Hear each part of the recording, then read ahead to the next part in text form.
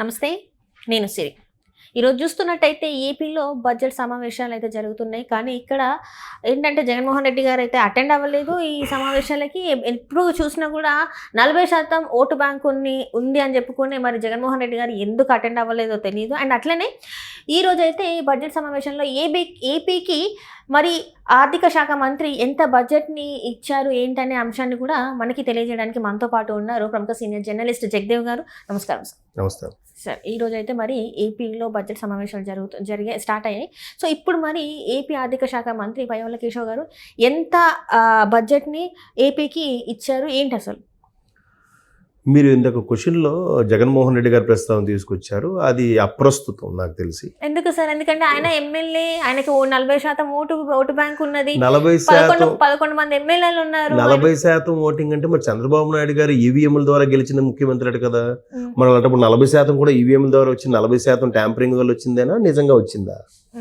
ఇప్పుడు వీళ్ళకే జరిగితే వాళ్ళకి కూడా అదే జరిగింది. వాళ్ళకే జరగలేదు, మరి వీళ్ళకి కూడా అలా ఒప్పుకోరు. వాళ్ళు గెలిచినప్పుడు జెన్యున్ గా గెలిచినట్టు, చంద్రబాబు నాయుడు గారు గెలిస్తే ఈవీఎం ట్యాంపరింగ్ చేసి గెలిచినట్టు. ఓకే, ఇప్పుడు చంద్రబాబు నాయుడు గారికి పడ్డ ఓట్లన్నీ ట్యాంపరింగ్ చేసి ఈయనకి పడ్డ 11 ఓట్లు మాత్రం జెన్యున్ గా వచ్చినాయి. జెన్యున్ గా 40% ఓట్లు జెన్యున్ గా వచ్చినవి. అది అందుకే నేను అప్రస్తుతం. ఇకపోతే బడ్జెట్ అంటారా, నిజంగా పయ్యావుల కేశవ్ గారు ఆర్థిక మంత్రిగా దాని ముందు పూజ చేసి తర్వాత సభలో ప్రవేశపెట్టడం జరిగింది. ఆయన ఎత్తుకోవడమే స్పీచ్ ఎలా ఎత్తుకున్నారంటే, ఏదైతే చాలా ఇబ్బందుల్లో దాన్ని ఏమంటే ఆర్థిక మాంద్యం ఏర్పడింది రాష్ట్రానికి ఒక విధంగా, అటువంటి అట్టడుగు వర్గానికి వెళ్ళిపోయిన రాష్ట్రంలో ఏదైనా ఉందో, భారతదేశ చరిత్రలో ఏదైనా ఉంటే అది ఆంధ్రప్రదేశ్నే. ఒక అమెరికా అణుబాంబు దాడి ఏదైతే జపాన్ రెండవ ప్రపంచ యుద్ధంలో జపాన్ పైన హిరోషిమా నాగసాకియా మీద అటాక్ చేసినా దాన్ని మరలా ఎలా అయితే పుంజుకుందో దాన్ని ఇన్స్పిరేషన్గా తీసుకొని ఈరోజు బడ్జెట్ని మేము ప్రవేశపెట్టడం జరుగుతుంది. ఈ సలహా సూచన ఇచ్చింది కూడా జపాన్ మీద అటాక్ అయినా కూడా ఎలాగ పుంజుకుందో అనే భరోసాని, ధైర్యాన్ని ఇచ్చింది మా నాయకుడు ముఖ్యమంత్రి చంద్రబాబు నాయుడు గారు. సో దాన్ని ఆయన ఇచ్చిన భరోసాతో నేను ఈ బడ్జెట్ ప్రవేశపెడుతున్నా అని చెప్పి చాలా బాగా మాట్లాడుతూ నీతి ఆయోగ్ కానీ, కంప్ట్రోలర్ అండ్ ఆడిట్ జనరల్ కానీ అలాంటివి చాలా చెప్పాయి, చాలా ముట్టికాయలు పెట్టాయి గత ప్రభుత్వానికి.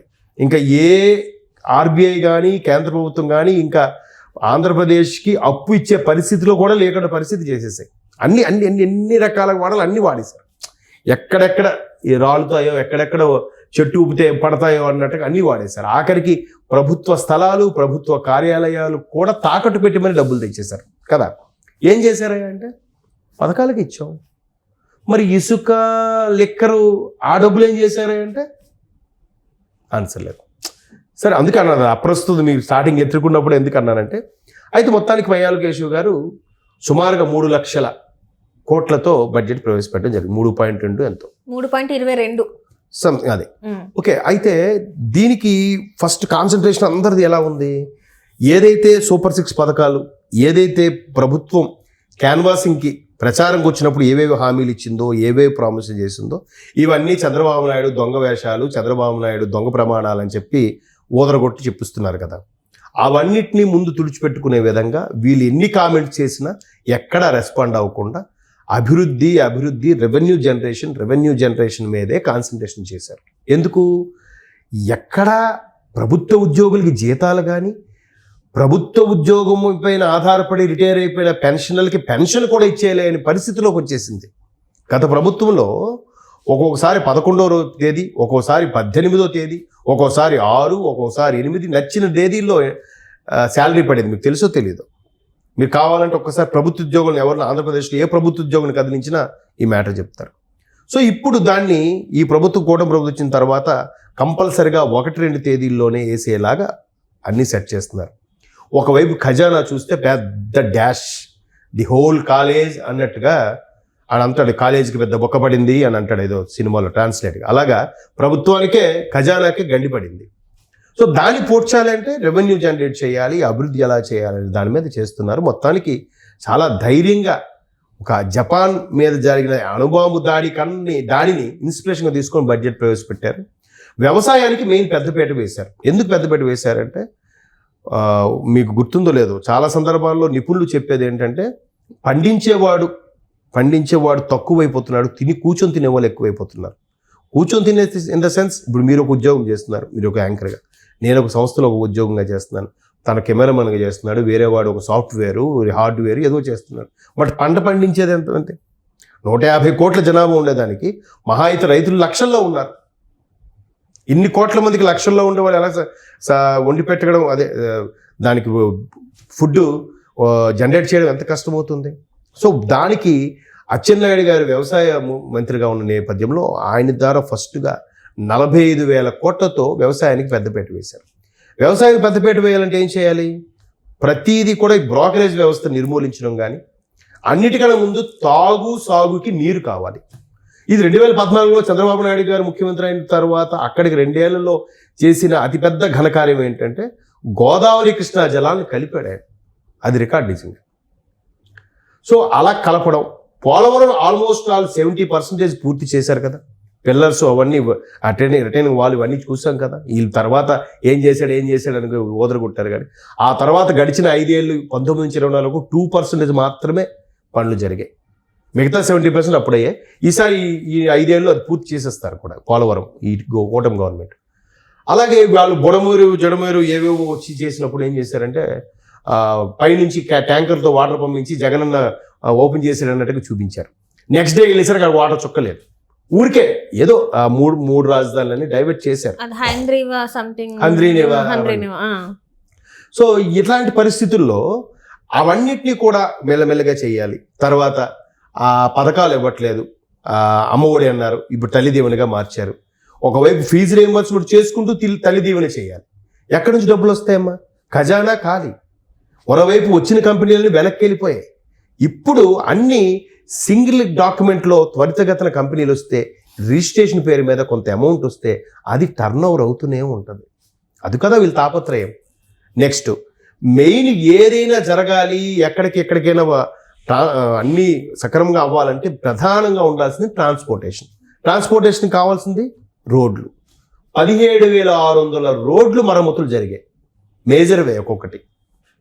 Last time deputy CM Pawan Kalyan గారు అరకు పాడేరు వెళ్ళేటప్పటికే 11,000 రోడ్లు మరమ్మతులు జరిగాయి.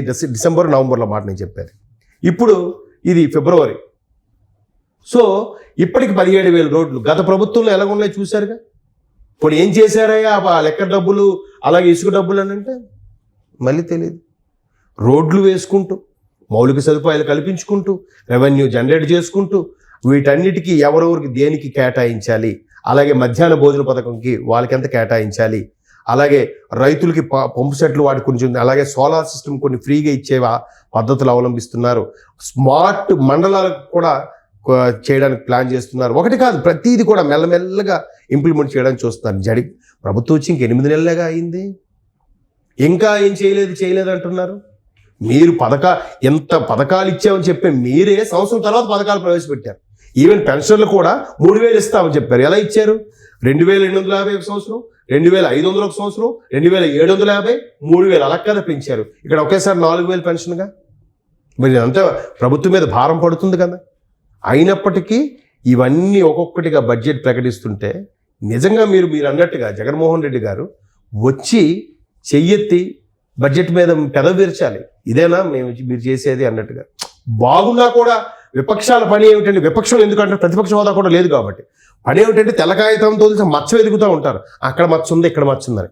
అలా వెతకాలి. వెతికినప్పుడే ప్రభుత్వ పక్షం అనేది చక్కగా పనిచేస్తుంది.